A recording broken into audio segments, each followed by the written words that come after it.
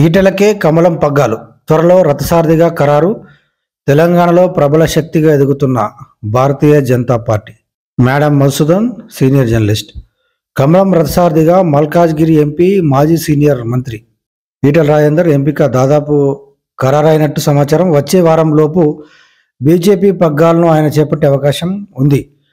Party సంస్థాగత ఎన్నికలు దాదాపు పూర్తవుతున్న క్రమంలో కీలకమైన రాష్ట్ర అధ్యక్ష పదవి ఖరారుపై జాతీయ పార్టీ దృష్టి సారించింది. ఈటెల సారథ్యంపై ఆ పార్టీ అత్యున్నత స్థానంలో ఉన్న కేంద్ర హోంమంత్రి అమిత్ షా అత్యంత ఆసక్తిగా ఉన్నారు. గతంలోనే ఆయనకు కీలక బాధ్యతలు అప్పగిస్తున్నామని మాట కూడా ఇచ్చారు. బండి సంజయ్, ఈటెల మధ్య విభేదాలు వివాదాస్పదంగా మారడంతో ఎన్నికలకు ముందు జాతీయ పార్టీ ఈటెలకు పగ్గాలు ఇవ్వడానికి సాహసించలేకపోయింది. మధ్య మార్గంగా వివాదాలకు అతీతుడైన కేంద్ర మంత్రి జి కిషన్ రెడ్డిని మళ్లీ రాష్ట్ర పగ్గాలను అప్పచెప్పాల్సి వచ్చింది. వాస్తవానికి రాష్ట్రంలో బీసీలోనే కాకుండా జనాభా పరంగా అత్యధిక సంఖ్యాకులున్న ముదిరాజ్ కులానికి చెందిన ఆయనకు రెడ్డి సామాజిక వర్గం కూడా సంబంధాలు ఉన్నాయి. ఎందుకంటే ఈటెల సతీమణి రెడ్డి సామాజిక వర్గానికి చెందిన ఆమె. బీసీ కార్డు ఓవైపు, రాజకీయంగా బలమైన రెడ్డి సామాజిక వర్గం మరోవైపు. ఈటెలకు నాయకత్వ బాధ్యతలు ఇవ్వడం వల్ల రెండు బలాలు కలిసి వస్తాయని బీజేపీ మొదటి నుంచి భావిస్తోంది. ఈ క్రమంలో ఎమ్మెల్యే ఎన్నికలు పూర్తి కావడం, కాంగ్రెస్ గెలవడం, ఈటెల, బండి సంజయ్ ఎమ్మెల్యేలుగా ఓడిపోవడం, ఇద్దరు ఎంపీలుగా గెలవడం వంటి పరిణామాలు వెంట జరిగిపోయాయి. బీఆర్ఎస్తో మ్యాచ్ ఫిక్సింగ్ వంటి ఆరోపణలు, బండి ఈటెల మధ్య విభేదాలు, పార్టీలో అయోమయ వాతావరణం కారణంగా శాసనసభ ఎన్నికల్లో బీజేపీకి గట్టి దెబ్బ పడింది. ఎంపీ ఎన్నికల్లో అనూహ్యంగా పుంజుకున్న బీజేపీ బండి సంజయ్కు కేంద్ర మంత్రి పదవి ఇవ్వడంలో ఈటెలకు లైన్ క్లియర్ అయింది. వాస్తవానికి ప్రస్తుతం అధ్యక్ష పదవి రేసులో ఈటెలతో పాటు ఎంపీలు అరవింద్, రఘునందన్ అధ్యక్ష పదవి రేసులో ఉన్నారు. రాజాసింగ్ పేరు కూడా అప్పుడప్పుడు తెర మీదకి వస్తుంది. కానీ సామాజిక, ఆర్థిక, రాజకీయ, వ్యక్తిగతంగా ఎలా చూసుకున్నా ఈటెల రాజేందర్కు గ్రీన్ సిగ్నల్ ఇవ్వలేని పరిస్థితి ఏర్పడింది. 2021లో మాజీ ముఖ్యమంత్రి కేసీఆర్ తనపై కత్తి కట్టి అవమానకరమైన పరిస్థితుల్లో పార్టీ నుంచి గెంటేశారు. అప్పుడున్న పరిస్థితుల్లో కేంద్రంలో బలంగా ఉన్న బీజేపీ వైపు మొగ్గు చూపాల్సి వచ్చింది ఈటెలకు. ప్రబలమైన శక్తిగా ఉన్న కేసీఆర్ని ఎదుర్కోవాలంటే బీజేపీయే మార్గమని డిసైడ్ అయ్యారు రాజేందర్.